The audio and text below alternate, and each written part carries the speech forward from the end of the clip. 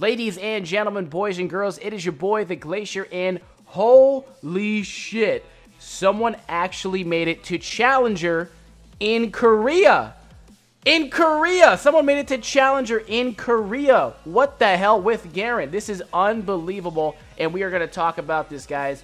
Holy hell, it is actually unbelievable. Let's just take a deep dive into this guy's OPGG, and we're just going to see what this guy is all about, because I see some fishy stuff going on, and we're going to get to the bottom of it right now, all right? So the first thing we got to notice here is we just got to look at the stats, all right? So we got a 60% win rate. His most played champion of 45 games is Garen. And he has a very, very bad KDA. Now, if we take an even deeper look, we just scroll down the match history real quick. We see what he's running for runes. He's running Grasping the Undying, and I'm guessing he's running probably Stopwatch every single game. Like every Korean, yep, of course. Perfect timing. Cosmic Insight, and it looks like he does this every single game that he's playing Garen. And also, one thing too that you're going to want to notice is he goes full tank virtually every single game. And another interesting thing too is he actually does not build Black Cleaver as often as you normally would. Typically, you're going to see a Black Cleaver on every single Garen player every single game, but check this out. Look how often he's not building Black Cleaver.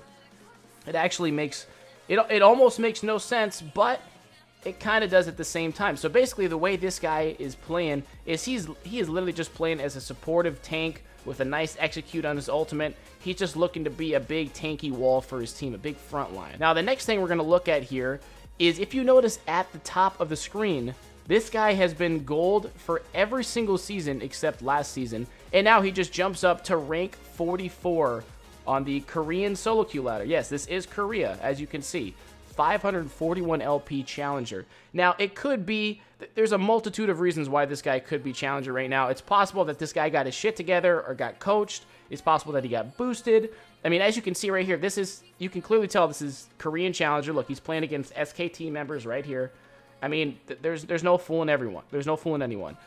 He has no duo partners, really. He's, you know, played two games, like, not a big deal. He's, for the most part, he's solo queuing the whole time by himself. And as you can see up here, he's ranked 44. He was ranked 35 the other day. But anyway, so check this out too. This guy has never played Garen before, ever. Ever. Look at this. I don't see Garen anywhere. I mean, I'm sure he played Garen when he was like a noob. He was leveling up his first account or something like that. But check this out. Season 7, no Garen. He was actually an 80 carry and a support main. Hard stuck gold, could never climb out. But another interesting thing, too, is look at his win rates and his KDAs. What the hell is this about? How are you hard stuck gold with, I guess, okay, these win rates, I guess, make sense, but look at his KDAs. 3, 4, 3, 3. Look at these. It's like a damn Christmas tree. All right, so some things to review before we talk about exactly how he ended up getting Challenger. So the first thing is he's got a bad KDA, okay? Second thing, he's got not too crazy of a win rate, okay? Doesn't have any consistent duo partners, which means he's doing this by himself, which also means he's not duo boosting. He's not getting carried in all of his games all the way to Challenger. And the last thing I guess we could possibly rule out is a possible boost. It is possible that this guy did get boosted, you know, switching from consistently playing bot lane, 80 carry support main to now you're just a top laner and you're getting these crazy win rates. It's a little suspicious, but either way, someone played Garen on this account in Korea and got them to rank 44 or rank 35 Challenger with Garen. So let's talk about it. So let's talk about how he did it, all right? Now, the first thing we're going to talk about is the fact that Garen is the type of champion that can easily win a lane with the smallest lead. I personally, as soon as someone steps up to me in lane, I solo kill them. The lane is absolutely over. It's a very similar feel to Darius. Now, as a Challenger player, what you're going to be able to do is 10 times more than what a low diamond player is going to be able to understand or do. The way that these guys are going to be able to perma-freeze waves, the way that these guys are going to rotate or push in towers or capitalize on objectives with their small leads is going to be way, way more effective than anyone else can do in the entire game, and especially in Korea. Also, the next thing is that a Challenger play on Garen is dangerous because of what they can do with him. So this goes back to what we were just saying. But for example, let me run a quick scenario by you. So let's just say you're going against a Camille or a Fiora or a Trin or someone in the top lane that is typically very dangerous. If they make even a single mistake by trying to tower dive you, or they push in the wave and they get ganked, or you just miraculously solo kill them at level 6, guess what? Now the lane is forever frozen. They are not breaking that freeze. As a challenger player, they know how to permanently freeze, okay?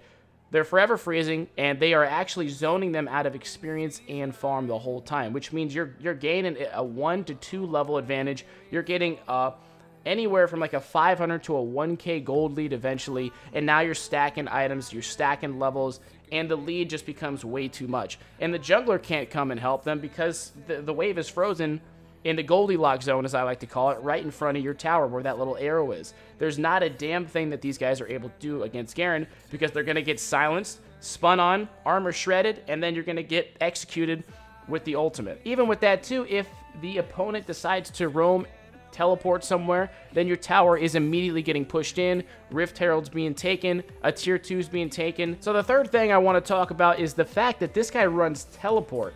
And the reason he's running teleport is that it allows him to focus on being there for his team to secure objectives.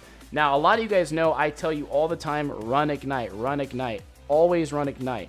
Now, the reason why I say that is because if you are not above Diamond 3, people simply do not abuse wave management. They don't abuse objective control. They're just not doing anything that challenger players are consistently doing. So what he decides to do, the playstyle that he takes with the Grasp of the Undying and the Zhonya, the early Zhonyas, or the early stopwatch, is that all he's looking to do is letting his opponent push into him every single game, okay? And then he's going to try and sit under tower. He's going to try and set up freezes. He's always looking to use his teleport, maybe to be there for a dragon fight. Let's just say, hypothetically, a team fight decides to break out at an Infernal Drake, and you're running Ignite on Garen top lane. Now, if you're not able to stop your top laner, your opponent, from teleporting to the fight, guess what? You're going to lose the dragon, and you're going to lose a shitload of gold if they end up going for another tower. It is so much better to run teleport at this level of elo. Especially too, if you are against a shitty matchup, you're going to be able to stay in the game with the teleport. You're going to be able to keep going back. They're not going to be able to dive you because you're running stopwatch, and because you're running the resolve tree, you're going to have infinite sustain as well. So it's going to be very, very difficult to do things to you. Now, the last thing I want to touch on as to how he got to challenger is the fact that this guy's build is 100% situational and is always optimal for every single game that he goes into. Now, what I mean by this is you notice that people kind of stick to the same builds because for the most part it works, you know, 90% of the time. For example, I like to run Youmuu's Ghostblade every single game on Garen, no matter what the situation is, because I know that I can still win a game with it no matter what. But what this guy does, this guy doesn't waste any gold. He's very efficient, wasting around, I think, 2,600 or so gold on a Youmuu's Ghostblade is a big no-no. So what he decides to do is, as we saw earlier, he's rushing a Sunfire Cape for his first item. He's rushing an adaptive helm if he's against heavy AP. He's building perfectly against every situation so that it is very, very difficult for the enemy team to deal with him. Now, he's building all this tankiness because he wants to act as a barrier, a brick wall, and a way of being useful for his team, especially with the objectives. And if you're just running like a nuclear Garen build, you know, you might be able to one-shot the 80 carry or so, and that's fine. But, you know, as a challenger player, everyone knows how to position, and you can't just run in and flash on people like you can in low diamond or gold or silver or whatever the hell elo that you are currently in. So this is definitely something to consider once you guys get to a certain elo. I guess if your MMR is high and people are playing the correct way, you could give this playstyle a try. I do believe that my split pushing full AD Garen is a very effective, cheesy way to climb and get some free wins in. But if you guys want to try just playing purely situational Garen in the top lane with the Resolve Inspiration Tree setup with teleport every single game, notice that you need to adjust for that playstyle. You need to play very, very passive, very safe, focus on farm, and focus on controlling objectives as well as building situationally. So give that a try, and I'm gonna try that for myself. I want to see how that goes for a couple games and see if there's really like a big difference in terms of being able to control things more, being able to snowball, etc., etc. So I'm gonna try it out. Let me know if you guys do end up trying a playstyle like this, whether it's Garen or another champion in the top lane or any other lane. Honestly, just let me know. I wanna hear about your experiences. Make sure you like the video, and guys, go check out my Facebook and Instagram. I'm being super active on there right now. Links are going to be down in the description below. Thanks for watching the videos, boys. Hope you enjoyed it. Peace. Listen here, you sick sons of bitches.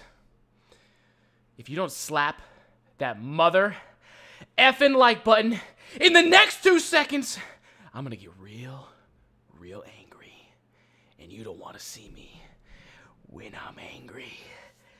You don't want to see me when I'm angry. Ah!